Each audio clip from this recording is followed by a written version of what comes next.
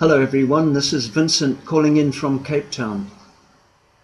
Just a few days ago I spoke to a friend of mine and I said, don't you consider it to be quite auspicious that we are shifting into what has been called the Aquarian Age, the New Age, the Golden Age, the New Jerusalem? And she said to me, don't be ridiculous. What makes you think this is a special time on our planet? After all, it's been like this for thousands of years. Why should it change now? And notwithstanding that, the Mayan calendar and Nostradamus and the various scriptures have pointed to the fact that we are moving into a new and higher consciousness, she said, notwithstanding all of that, it's just business as usual. I gave that a lot of thought. And then I recalled that it wasn't too long ago that in Germany, the people of Germany decided it was time to remove the Berlin Wall. Now that didn't come about because of a United Nations resolution or because the respective governments of East and West Germany decided that it should happen. It came about because of the will and the intention of the people. And on a given day, they decided they were going to dismantle that wall, and they removed bricks and stones until the wall was demolished. Now that shows the power of intention, and I believe now, as we enter into this so-called New Age, that there is sufficient intent from the people on the planet to change the consciousness.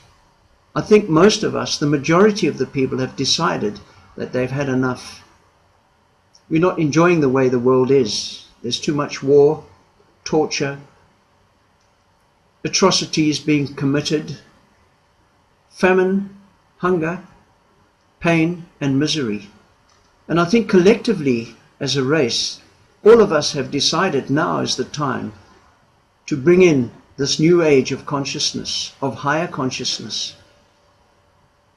To illustrate what we can possibly do as this new consciousness emerges in the hearts and minds of humanity, I would like to tell you a short story. It's a sort of a parable. Once there was a king who ruled a magnificent kingdom. He had a son, and unfortunately, as invariably happens, the son decided to steal the throne from his father. And his father was tossed out of the palace and left to walk through the kingdom. And all he had with him was his kingly regalia, his velvet tunic with gold braid and a crown studded with diamonds. And the king was very proud that he still had his regalia, and that consoled him for a time. And he walked for many days until he reached the boundary of his kingdom, and he entered a brand new territory. And after some time he arrived at the gate and the wall of an enormous city. He beat upon the door of that gate and asked for admission. And eventually a voice said, "Who are you and what do you want here?" And the king said, "Please grant me admission to your city." And the voice said, "But this is the city of renewal. And for you to be admitted here, you must first be willing to give up something. And I see you wearing your king's regalia. You would have to throw that away and dispose of it before I would let you in." Well, eventually the king decided that he would do just that. He got rid of his uniform, his kingly regalia, and he was allowed admission to the city. And he was integrated with all the people of the city, each one of them having been willing to relinquish something from their past. Now that story illustrates that right now on this planet, we have an opportunity as we shift into this higher consciousness to let go of some of our past. I think for too long now, we've all been carrying bitterness and memories from our past that for some reason we've hung on to it the same way as the king became attached to his regalia. And these are just memories that we have of people who have offended us, slighted us, insulted us, left us feeling hurt or diminished in some way. And now's the time to let that go. It's the same as if we were carrying or we were dragging an anvil behind us on a piece of rope. It's pure baggage, and it's not going to serve us as we move into this new higher consciousness. We have an opportunity now, I believe, for tremendous growth on our spiritual paths. And letting go of that baggage from our past is the first step. However, there is some other stuff that we hold on to, which we recall or we label trauma. Now, trauma is a form of shock, and that's why it's called trauma, because it was so shocking to our system at the time that it's become embedded within our cellular structure right down to our DNA. And that is the stuff that we also need to start working with. I'm going to offer you a process now that may help you to deal with some of that trauma. But before I do, let me just remind you that some trauma is so deep that it's been suppressed.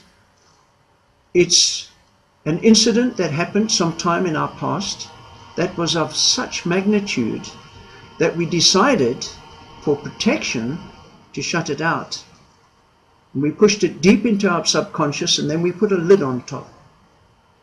There are other memories that we may have that were simply beyond our immediate recall. One incident I seem to remember reading a book quite recently was about a woman who discovered that every time she stood at her stove and was cooking, there was this terrible pain that came across as a form of a headache. She sought medical advice, and there was absolutely no physical reason why she should be experiencing the pain. And then she found a hypnotherapist who was able to regress her back to a time where her own mother had been holding her as an infant, cooking at the stove, and she had fallen and landed on her head. And the moment that she was able to process that memory, she was able to release the energy surrounding the incident, and she was free of her headaches. Now, the process that I'm going to explain now begins by, first of all, using the mind to recall a specific incident from our past.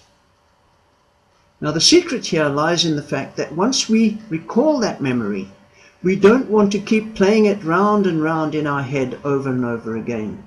That is simply to become stuck. And it is the same as if we were pouring a can of fuel onto a fire and wondering why the fire wouldn't go out. Do not add fuel to the fire. The moment that we recall an incident, and the first thing that comes up is usually that thing that is requiring or demanding attention. So first of all, we use the mind to recall the incident, and then immediately we ask ourselves, what is the emotion that I'm feeling? And if there's enough heat surrounding the incident, then we will have an emotion. And coupled with that emotion, there's always a bodily sensation. So when I use the term feeling, I'm implying both the emotion and the bodily sensation.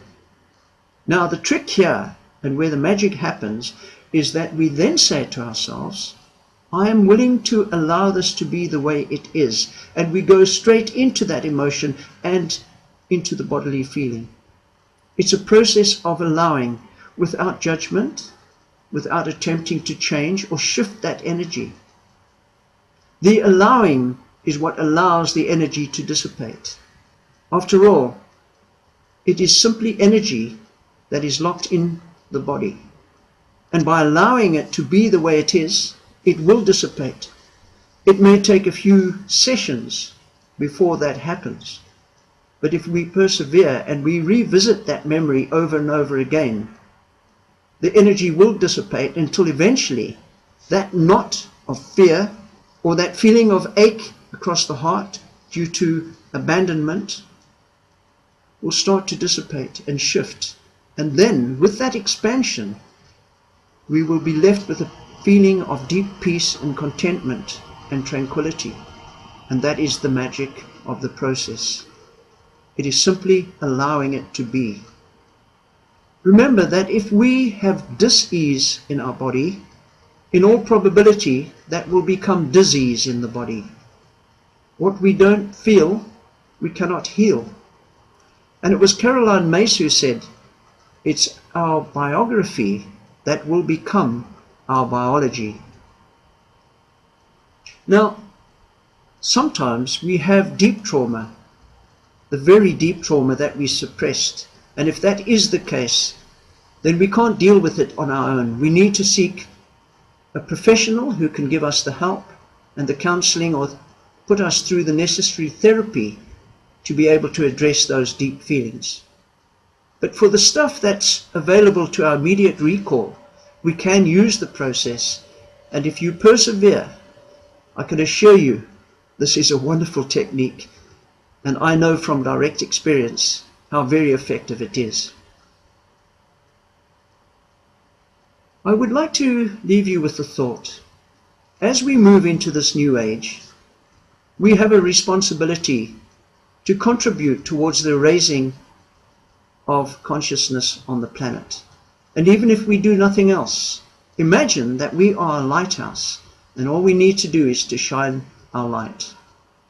And in closing, I just want to leave you with a little quotation that I saw on Facebook just a couple of days ago.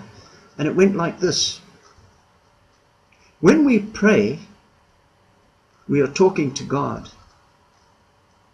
When we listen to our intuition, God is talking to us. I would like to thank you for spending this time with me, and I will be back again shortly with another message. God bless you and love to you all.